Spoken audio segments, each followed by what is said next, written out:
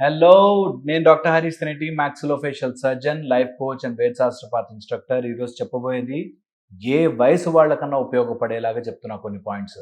ఇది గుర్తుపెట్టుకుని ఈ వీడియోని స్టోర్ చేసుకుని మళ్ళీ మళ్ళీ చూసి తెలుసుకుని క్లియర్గా మీరు ఆచరణలో పెడితే మీ life will be a smooth beautiful journey. Okay, ఏ వయసులో కొన్ని చెయ్యాల్సినవి కొన్ని చెయ్యకూడనివి ఉంటాయి. నువ్వెవరివి చెప్పడానికి మేము ఏం చేయాలో ఏం చేయొద్దో, లైఫ్ని ఎంజాయ్ చేయాలి, ఎక్స్ప్లోర్ చేయాలి, ఇలాంటివి చెప్తుంటారు. నేను బాగా క్లియర్గా మీకు యూజ్ అయ్యే మాటలు చెప్తాను. ఎందుకంటే ఇవి మీరు అప్లై చేసుకున్నాక మీరు లైఫ్లో ఫేస్ చేశాక అర్రే ఆయన ఎప్పుడో చెప్పేశాడు మనమే ఫాలో కాలే అనుకుంటాం. అందుకని ఏజ్ వైజ్ చెప్తా, ఉపయోగపడుతుంది చూసుకోండి. 20, 40, 60, 80, 100 ఇలాగా మన ఏజ్ని 20 సంవత్సరాలుగా డివైడ్ చేసుకోవాలి. చాలా చాలా ఇంపార్టెంట్. ఫస్ట్ 20 ఇయర్స్ ఓకే, యంగ్గా ఉంటాం, బోలెడని ఐడియాలు వస్తాయి. ఫస్ట్ 20 ఇయర్స్ కంపల్సరీగా చేసుకోవాల్సింది హెల్త్ హెల్త్ హెల్త్ మంచిగా ఫిట్గా తయారవ్వడానికి చేయండి. Health very very very important. Okay, చిన్న ఏజ్లో ఉన్నాం కాబట్టి బాగా తినేయాలనే ఆశ పెట్టుకోదు. మంచి ఆహారము, అన్ని రకాల పౌష్టిక పదార్థాలు వచ్చే ఆహారము తీసుకోవాలి, అంతే. తల్లిదండ్రులు కూడా చాలామంది పిల్లలకి ఎక్కువ తినాలి కుక్కి పెడతారు. వద్దు, వాళ్ళు సంచి కాదు, గోన్ సంచి ఉంటుంది చూడు, అందులో అన్నీ వేసేటట్టు కాదు. ఇది అబ్డామిన్, స్టమక్, ఇది సంచి కాదు. నింపుతారు కొంతమంది అయితే బిర్యానీ, ఫ్యామిలీ ప్యాక్ తోస్తారు లోపలికి. సంచి కాదు, కవర్ కాదు, లోపల వేసుకుని కుట్లేసుకోవడానికి కాదు. సో 20 లోపల ఉండే పిల్లలకి ఇంకా అంత తినగలను అనేటప్పుడు ఆపాలి. ఎప్పుడూ పిల్లలకి ఆకలి తెలియాలి. ఆకలి లేకుండా అన్నము పెట్టరాదు. ఇది 20 లోపల ఉండే పిల్లలు ఎవరైనా వింటున్నారనుకోండి, పోనీ వాళ్ళకి రూల్ ఇది. ఆకలి లేకుండా తినకండి. ఆకలి వేస్తే హెల్తీ ఫుడ్ తినండి.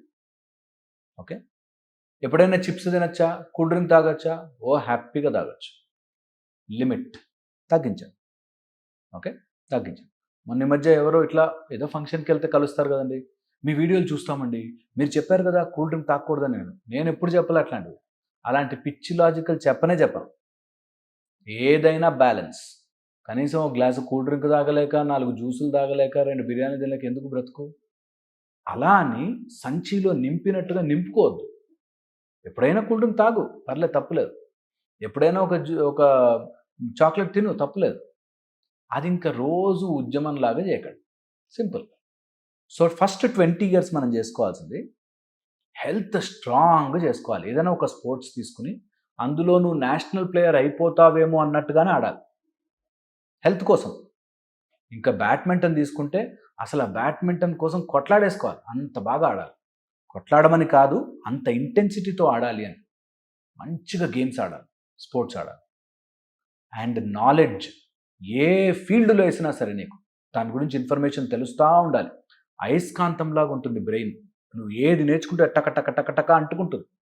సో ఫస్ట్ 20 ఇయర్స్ ఏదో రకంగా చదువుతూనే ఉండండి. మీకు ఆపర్చునిటీ లేదు, ఎక్కడన్నా మీకు స్కూల్లో ఫీజులు కట్టలేక మీరు బయటకు వచ్చేసినా సరే చదువుతూ ఉండండి, నేర్చుకోండి. 20 ఏళ్ళు ఫస్ట్ 20 ఇయర్స్ నేను చదివినవి నాకు జీవితాంతం ఉపయోగపడతాయి. నిజంగా చెప్తున్నా. లక్కీగా మాకు అన్ని రకాలుగా నేర్పించేశారు. మీకు కూడా అదే వర్తిస్తుంది. మీ పిల్లలకి ముందు నాలెడ్జ్ పుస్తక రూపంలో ఏదో నేర్పిస్తూ ఉండండి. అది ఎప్పుడో ఒకసారికి ఉపయోగపడుతుంది. ఎప్పుడో ఒకసారి పద్యాలు నేర్చుకునేవాళ్ళం, పాటలు, గమకాలు, సంగీతం, పియానో, లేకపోతే ఎప్పుడైనా అట్లా టైం కుదిరినప్పుడు ఫ్లూట్, ఏదో ఒకటి నేర్చుకోండి. ఏదో ఒకటి. ఏమీ రాలేదా, సరదాగా మీరు ఏదైనా పాట పెట్టుకుని సీతారామ శాస్త్రి గారిది, వేటూరు గారిది పాటలు పెట్టుకుని ఆ లిరిక్స్ మీనింగ్ తెలుసుకోండి. నేర్చుకుంటూ ఉండండి. ఏదో ఒక ఫీల్డ్ మీకు ఉపయోగపడేది, మీకు వొకాబులరీ పెరిగేది, మీ నాలెడ్జ్ పెరిగేది, స్కిల్ పెరిగేది నేర్చుకోండి. ఆ గేమ్ ఆడి గేమ్ లోపల ఎన్నిసార్లు ఎవరిని చంపచ్చు అనేది కాకుండా స్కిల్గా మీకు ఉపయోగపడే వొకాబులరీ, లాంగ్వేజ్ నేర్చుకోండి. 20 ఇయర్స్ లోపల పిల్లలు అందరూ చేయాల్సిన పని కంపల్సరీగా నేర్చుకోండి. ఇది చెయ్యకూడని పనులు. ఓకే, 20 ఇయర్స్ అప్పుడు, 20 ఇయర్స్ లోపల పందికి కూడా పెళ్ళవుతుంది, కుక్కకి కూడా పెళ్ళవుతుంది.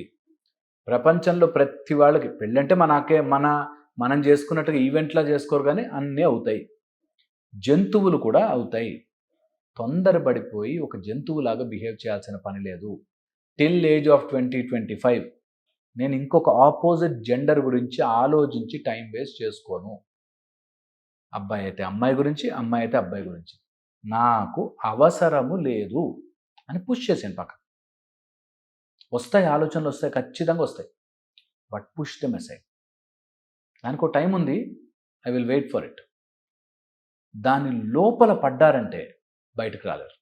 ఎవరైతే ఆ ఏజ్లో టిల్ 20-25 ఎవరైతే వాళ్ళ ఆలోచనలు ఆపోజిట్ జెండర్ మీద కంట్రోల్ చేసుకోలేరో వాళ్ళ గ్రోత్ తగ్గిపోతూ ఉంటుంది.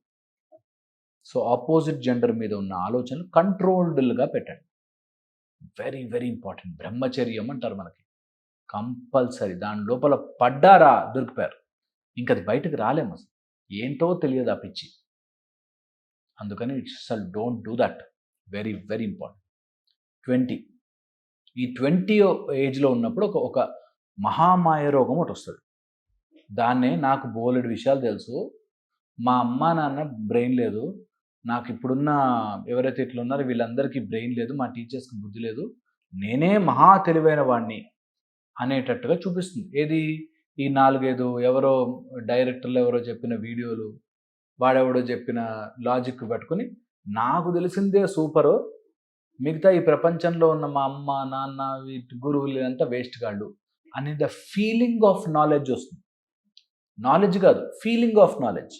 That I know everything, what is this అనేటట్టు వస్తుంది. అది మహాదరిద్రంలో దరిద్రం. ఓకే, నాకే అన్నీ తెలుసు అనే స్టేజ్. అది నిజంగా బ్రెయిన్ యొక్క క్వాలిటీ. అది ఒక స్టేజ్.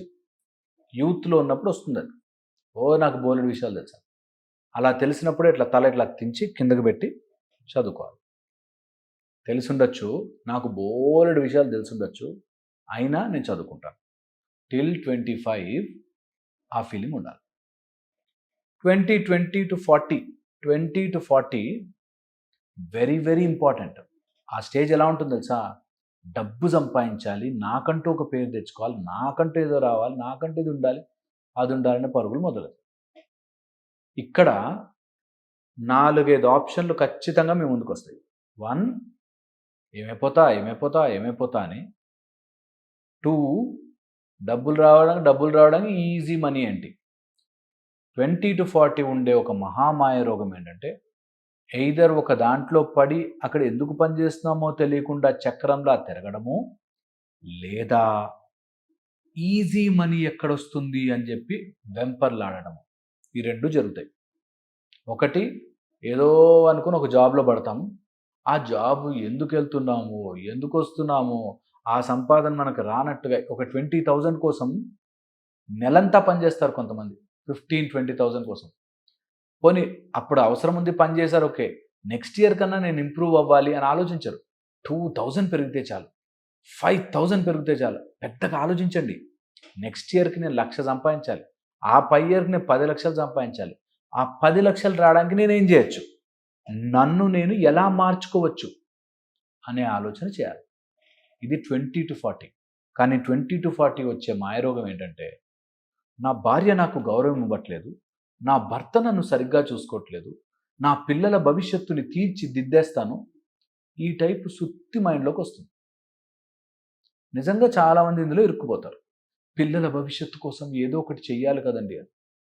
భవిష్యత్తుకు నువ్వేం చేయకు, నీ 20-40 నువ్వు పర్ఫెక్ట్గా బ్రతుకు, పిల్లల ఆటోమేటిక్ వాళ్ళ భవిష్యత్తు బాగుంటుంది. పిల్లల భవిష్యత్తు కోసం నువ్వు ఏమి స్పెషల్ ఎఫెక్ట్స్ ఏమి ఇవ్వాల్సిన అవసరం లేదు. No VFX. మనం చేయాల్సింది ఏంటంటే, మన 20-40 పర్ఫెక్ట్గా బ్రతకాలి. 20-40లో వచ్చే ఘోరం ఏంటి? ఒక జాబ్లో సెటిల్ అయ్యి ఆ జాబ్లో 2,000 వస్తే బాగుండు, 5,000 వస్తే బాగుండు, 500 వస్తే బాగుండు అని బతుకుతాం. అది ఇంకెప్పటికీ తెగదు.